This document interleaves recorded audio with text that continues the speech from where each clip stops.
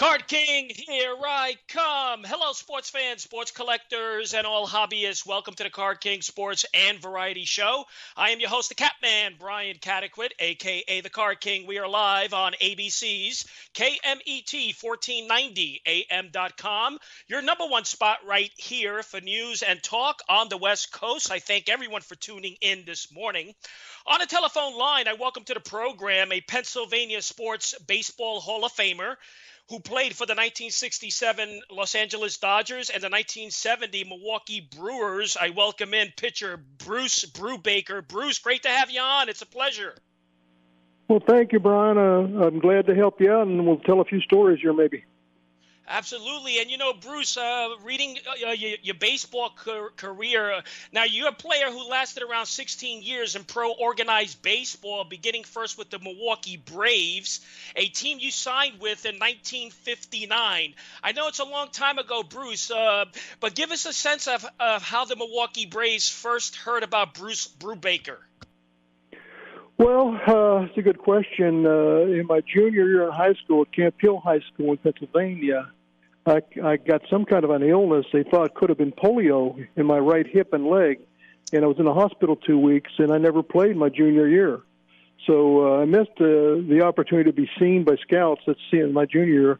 However, my senior year, I pitched, and I was healthy again.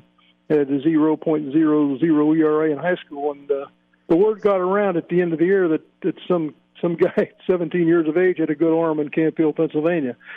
So then in my final game, I pitched a shutout again, and there were about 14 scouts there from different organizations, or 12, I forget. They were all over the place. And then I got a couple offers from bonus baby offers, they called it then. And I had a $35,000 offer from the Braves, and I had a $50,000 offer from the Baltimore Orioles. Now, in 1959, that was a ton of money. It's still pretty good. But I went ahead, Brian, with the Braves because I liked their uniforms better. The Braves had older pitchers. They had Warren Spahn, Lou Burdett, Carlton Willie, and all these older guys. And the Orioles had a bunch of young pitchers with Jim Palmer and that crew. So I thought, well, it would be easier to get to the big leagues with the Braves, with those old guys. The funny thing is, 4 or 5 years later, the Braves still had all the old guys, and the Orioles had Palmer, and that was it. So I signed with the Braves, and it was a good move. They had just won the World Series 2 years before that too. That made a difference. So that's how I signed at 17 with the Braves and wound up pitching professionally in 3 different decades. Yeah, absolutely. And, Bruce, I did not know that the Orioles, you had an offer from the Orioles. So that's really a fact, huh? Oh, yeah, that happened. Oh, yeah, I turned them down. They couldn't understand why. But, it all works out for the best, and it has. It worked out for the best for me. And then another story I'll tell you later about the Tigers that didn't work out for me then, I still think about, and I would have been in the World Series if it hadn't happened. But I'll tell you about that in a little bit. Yeah, and, I'm just going through your statistics here. Now, it was approximately, I believe, 7 years that you were in the Milwaukee Braves minor league system, 59 to 63 from what I'm seeing here. And then the Braves released you to the Tigers organization where you joined their AAA team, the Syracuse Chiefs, from 64 to 65. Talk about that transition, how that took place, how did it happen? Well, it wasn't. They didn't release me. They traded me for a pitcher named Pat Jarvis, and Jarvis was a hot prospect with the I was with the Tigers, and they traded him to the Braves, and then they sent him to AA Austin, and the Tigers sent me to AAA Syracuse, the International League. And by the way, it's strange that Pat Jarvis wound up being the sheriff of Fulton County, Georgia, in Atlanta. That's interesting. Is that right? Yeah. So I was supposed to be in AAA for about a month, and they're going to send me to AA. But I got a chance to start a game or two and pitch really, really well, and they had a fantastic year there. And that's when it was Mel Stottlemyre and me as far as pitcher of the year halfway through the year. The Yankees recalled him from Richmond, and the rest of the story is fantastic for Mel. He had a great career in baseball. And so I wound up at Syracuse, and I had that big year, and then in 65. That's my hard luck story if you want to hear it. Yeah, well, I was going to say, the Syracuse Chief Tigers, this was a team which included a young Denny McLain.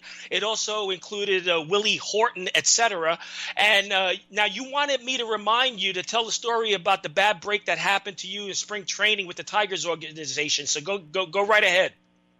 Yeah, I still think about this in bed at night because I would have been in the World Series if it hadn't happened. Well, the bottom line is the manager of the Tigers then was Chuck Dressen. He managed the Dodgers. He managed the Braves when I signed at 17 years of age, and he saw me in spring training for 2 years and really liked the fact I threw hard and had a big straight-down curveball he called the dewdrop, or the players call it the yellowhammer. And so when I was available in that trade, they went ahead and traded me for Pat Jarvis, and the Tigers wanted to get me. So that's how I got to the Tigers. And then I had that big year at 64 at Syracuse, and that winter I had to go to National Guard, basic training at Fort Knox. Everybody was in, or they drafted you and you went to Vietnam. So I was in the Pennsylvania National Guard, finished my basic training, and went to spring training then with the Tigers because they had touted me. I was going to be the third starting pitcher for the Tigers that year. It was going to be my former roommate, Mickey Lolich. It was going to be Denny McLain, me, and Joe Sparma, a fourth pitcher. We only pitched with 3 days rest back then in the 60s. 3 days rest, and you go out and pitch 9 innings. If you only went 7 innings, they said, hang in there, get them next time, Bruce. Today, if they go 5 innings, they think they're Superman.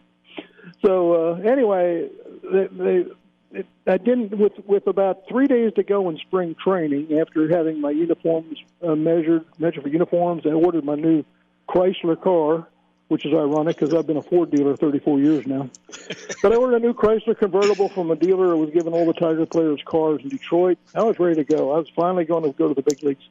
And with 3 days to go, Jim Campbell, was the general manager of the Tigers, called me and called all the players down the left field line in Lakeland, Florida, in spring training and said, boys, Charlie Dressen had a heart attack last night. Now, this is the guy that liked me. He was the guy pushing me. He was the manager. And that's what it takes. That, somebody pushing you, and you have to have the ability. I had all 3 of those. So they said, he thinks he's dying. He went to die at home in Los Angeles, and we chartered a jet and flew him home last night. Well, he didn't die, but they named Bob Swift, the bench coach, the new manager. Swift didn't know me from Adam, and he wasn't a fan of mine for some reason. Why, I don't know. But he kept my whole Syracuse starting lineup almost, Jimmy Northrup and all these guys, Mickey Stanley, and kept all those guys and sent me back to Syracuse with 1 day to go in spring training. And I was mentally whipped. So that cost me my opportunity that I really had a really good chance of sticking with baseball. And I would not have been playing. I would have not have been playing a winter ball in the winter of '67 when I met my wife, Lady, in Puerto Rico, playing the Puerto Rican League then. I wouldn't have had to do that because we all worked in the winter back then because you didn't make that much money. Reserve clause kept you from being a free agent. You couldn't do that. The team you signed with owned you. So everybody had winter jobs. My winter job was playing baseball in the Dominican Republic and Puerto Rico, which I did for 5 years, I believe. And so I went to winter ball and had a really good year. And I wound up meeting a girl down there named Lita Vieta. And she's a Dominican girl, and we wound up getting married. I married her, and that was 57 years ago. So, and we have 2 fantastic sons that are running my businesses now, my dealerships, and 4 fantastic grandchildren. And they all live real close to me here. So none of that would have happened if Charlie Dressen hadn't had his heart attack. I would have been there, and I've probably been married and divorced a few times. Who knows? So it all worked out for the best is what I'm saying, Brian. It worked out for the best. Yeah, Bruce, and since you mentioned your 4 dealerships, now that I have you on the subject, go ahead. Can you let us know about your 4 dealerships? Yeah, well, there's one Ford dealership in a large used cars independent lot. But we got hammered with hail. You probably saw it on the news back there. But huge hailstones came down for about 15 minutes, like the size of golf balls, and hit every one of my almost 500 vehicles in the lot, new and used, in both our lots. And so that slows your progress right there. But we've turned it into, I had this happen before about 15, 20 years ago, and I had one hail of a sale. And the hail sale's in effect, and we are just going crazy selling vehicles. People are getting the normal price, a good price on the vehicle, and then they get the insurance money too. So they're coming from everywhere to buy vehicles here. We had the best month we've ever had last month. So it all turns out for the best, like my mother used to say. It all happened for a reason. And Bruce, I don't want to get into a political conversation or anything, but since you own a couple of dealerships, just quickly, your opinion on these automobile tariffs that the current president is put in place. Well, I like them. I think we need to play on a level playing field, and we haven't been doing that for years. We have not, and the president is right. We've been taken advantage of big time. And I remember playing in the winter ball in the Dominican Republic, and they had a 45% tariff on American-made vehicles, and it killed the American vehicles in Dominican. Nobody wanted to do any business, but overall, it's going to be very good for us. It's going to be good for the customers. It's going to be good for our country. I like it. We're talking with former pitcher Bruce, who's with us, Bruce Brubaker, who's with us on the telephone line. He played for the 67 Dodgers, 70 Milwaukee Brewers. And Bruce, the first time you got to the AAA division, did you find the batters challenging? No, because I've been playing. See, back then in the 60s, each major league team, and there weren't that many of them then, each major league team carried 10 pitchers, and there were 18 major league teams. So you had 180 pitching jobs open in the big leagues. Today, my goodness, how many? 32 major league teams, and they carry 12 pitchers. So, right. No, I already pitched against a lot of these guys in Double-A ball and A ball, but we had the Braves had 3 Triple-A teams, 2 Double-A teams, 3 A-League teams, 2 B-League teams, 3 C-League teams, 4 D-League teams, and a rookie D-League team where they sent me as a 17-year-old, where I belonged, really. I was 17. And so each team had its own manager, trainer, and, it was a going concern. So you had to go work your way up. To get to A-ball was a big deal. I remember that. And then I remember my roommate was Phil Necro and in McCook, Nebraska. And he talked about how 2 years later he got to AAA. And he saw this big left-handed pitcher at AAA. And he said, this guy's the best pitcher I've ever seen in my life. It was Jim Kaat, K-A-A-T. And that was a big deal to get to AAA then. But they weren't any more challenging than they were in the lower leagues. And the big thing is that when you AAA to the big leagues is just about the same deal. I mean, those pitchers, I first walked out on the field in St. Louis in my first big league game. I relieved Joe Moeller, who had relieved Don Drysdale, who started the game. He got pounded. We were playing against Bob Gibson in 67 and the Cardinals. And I walked out there from the bullpen, and I was not a relief pitcher. I was a starter. I started every 4 days. I didn't like being in the bullpen. And I walked past Bernie Smith in center field. He'd played with me for years in the outfield. And he said, bro, it's the same old deal. Just wouldn't get him out. And I stood on the mound. I never forget this. I stood on the mound, looked in there, 30, 40,000 people in the stands and at home plate. And it was, we sued Major League Baseball for the reserve clause and then got blackballed. Little outfielder. You remember him? Yeah. I got to met him. Yeah. Anyway, I struck him out on 4 pitches with 2 outs and the bases loaded. But I remember looking in there and it was the same old thing I've been doing for 7 years or 8 years. He wasn't any closer. He wasn't any further away. He wasn't any bigger. It was just the same old thing I've been doing, and it didn't faze me at all. But no, they didn't get any more challenging as you got higher. But the biggest difference was some of the younger kids would swing at bad pitches more, which they do today again because they want to hit home runs, and they're taking more home run swings today than they used to. They were trying to put the ball in play more then. So a 2-to-1 strike ratio to walks was a really good one, a good ratio to have. And today you see a lot of guys 3-to-1, 4-to-1, 5-to-1 strikeouts to walks. Because if you watch a game on TV, you'll see them swinging at balls that bounce on the plate. They didn't do that. No. Yeah, and you're right, Bruce. You made a good point. It is a big deal to get promoted up to AAA. And, it's usually a long journey. And I'm adding up your years in the minor leagues. It took you, I believe, 8 years to make it to the AAA division with the Tigers organization. But, you proved to the Tigers chain that you could pitch. Didn't you have honorable International League ERA statistical record of 2.63 with the Tigers? Now, say that question again. I didn't understand your question. Yeah. Now, you posted an honorable International League ERA record of 2.63 with the Tigers organization. So right. During your first year, so you proved to them that you could pitch. Oh, absolutely. Yeah, that's why I was going to be the third starter the next year. Right, yeah, and then you head to so after the Tigers, you go over to the Phillies organization. How did that happen? Well, you had Bob Swift was still the manager of the Tigers.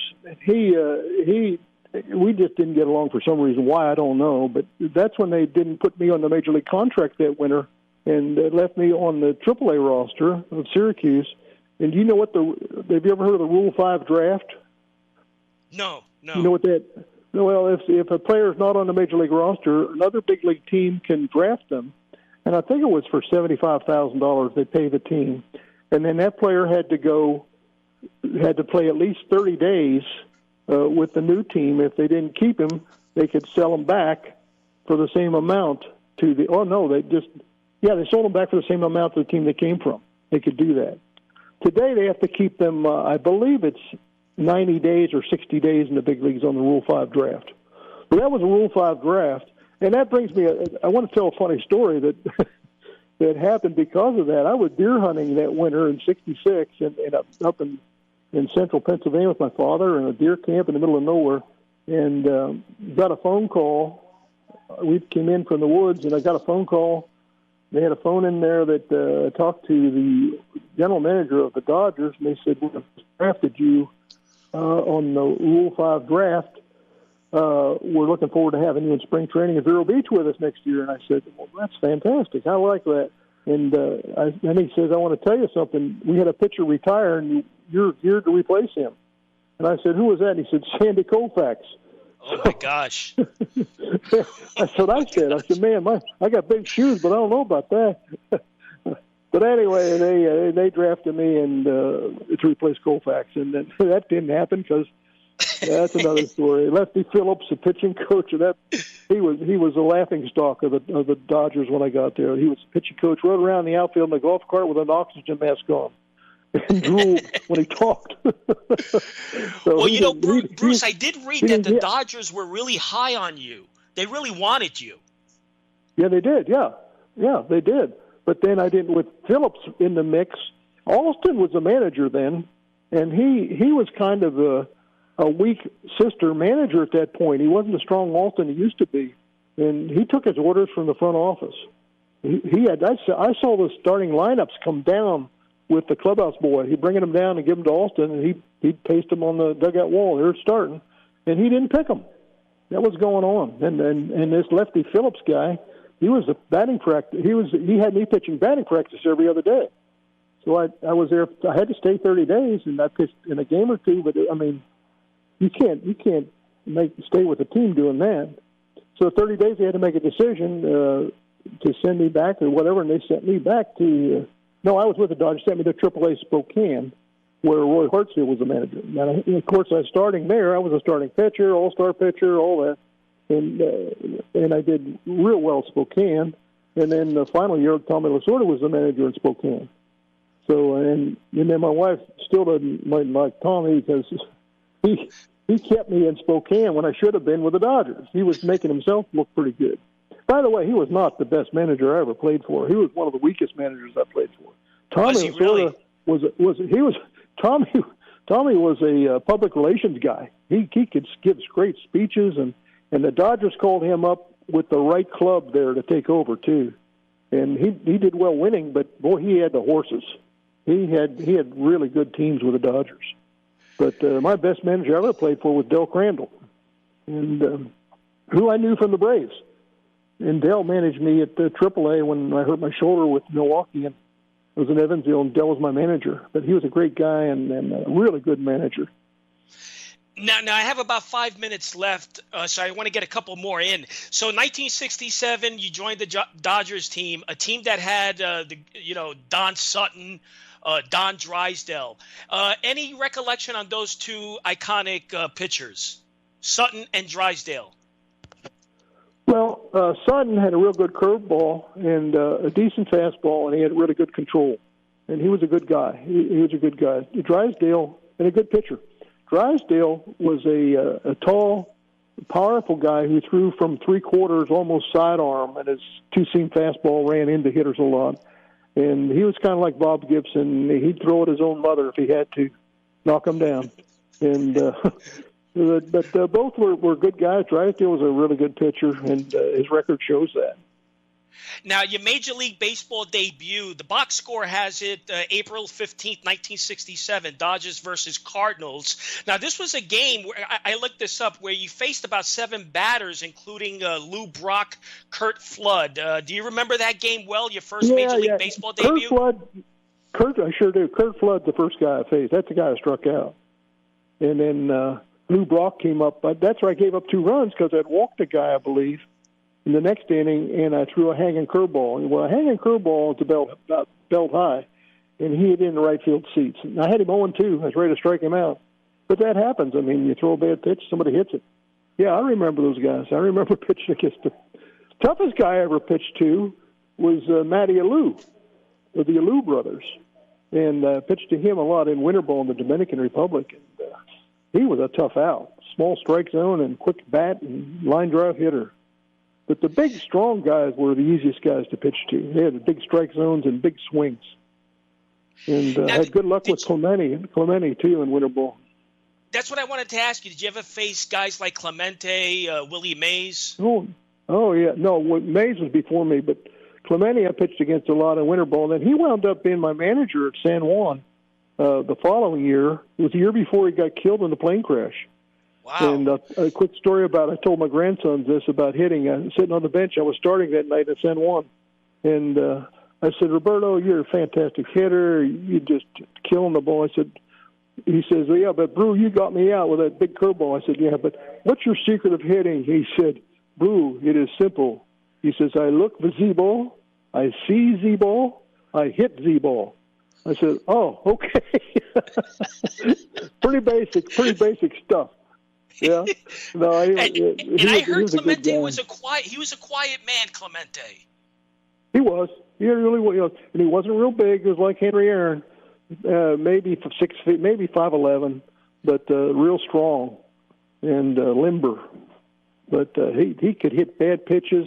He'd hit a pitch 2 inches off the ground for a home run. I mean, he'd swing at it. He wasn't going to walk. I know. But that was interesting playing for him. I enjoyed playing for him. I mean, what a tremendous player. And then 1970, you joined the Brewers. How did that take place? Well, I was in the Pacific Coast League. They called the Coast. I think I pitched 5 years in the Coast League, every 4 days. And they called it the third major league, the Pacific Coast League, because it was loaded with players, good players. And what was the question again? How did I get there? Yeah. So how did you transition to Milwaukee? Oh, that's right. I was pitching for Portland, which was the first year for the Seattle Pilots. It became the Milwaukee Brewers that winter. And once again, I was leading the team in wins and earned run average halfway through the year. Dave Bristol was the manager of the Brewers, and that was the first year for the Brewers. And they need a right-handed pitcher. Or they need a pitcher, and everything showed I should have been the one they called up, and they did. They called me up, and I got in a game in Chicago, I think it was. Yeah, a guy named Sid O'Brien hit a hanging slider off of me for a home run. Sid O'Brien, I'll never forget it. We always talked about that later. He laughed. He said, "I don't know how I hit that." He said, but. And then Bristol, I came off the first inning. I remember walking into the dugout in Comiskey Park, and Bristol comes up to me and says, "Hey, Brew, you throw the ball good, man." I said, "Yeah, but I'm doing it for years." He said, "You're going to get the pitch a lot." 2 days later, he sent me back to Portland, AAA. Now, what happened was they had 10 pitchers, and I was the 10th one now, and we were all right-handers. They did not have a left-handed pitcher in the bullpen or on the team. And they traded for Dick Ellsworth, a left-handed pitcher who was a good guy, but he didn't throw real hard. And he was a left-handed pitcher. They got a left-hander and sent me back down again. That was kind of frustrating. But I want to tell you one more thing before we hang up. I guess the game I remember a lot was in spring training with the Tigers in 65. And I started 3 or 4 games in spring training, and this one was against Whitey Ford and the Yankees in Lakeland. And my brother was actually there. He was a Navy fighter pilot. He was on leave, and he was up on the press box roof taking 8mm movies. So I got me pitching against Whitey Ford, Mickey Mantle, Roger Harris, and all that. So I remember Mickey Mantle coming up to the plate for the first time, and I thought, holy cow, I'm pitching against Mickey Mantle. And I struck him out on 4 pitches. And so I got him twice, struck him out twice. And the third time, he hit a shot, and Norm Cash was playing first base. He went over and tried to catch it and ripped the glove off his hand. He hit it so hard. So he was 1 for 3 off of me. Wow. But that was a thrill. I won the game. I beat Whitey Ford and the Yankees. And so, Bruce, you struck out Mantle 2 times. Yeah, 2 out of 3, yeah. 2 out of 3. Do you still remember the pitches you used to get him out? Yes, I do. I sure do. Both were curveballs, big breaking, straight down curveballs. Wow. Now I have 1 minute left, but your last baseball game in your career, Brewers versus the White Sox. You faced 9 batters. You even faced Luis Aparicio. This was August 5th, 1970. Pitching to a guy like Luis Aparicio, which I think you got him to fly out, was he challenging to you? Do you remember that game?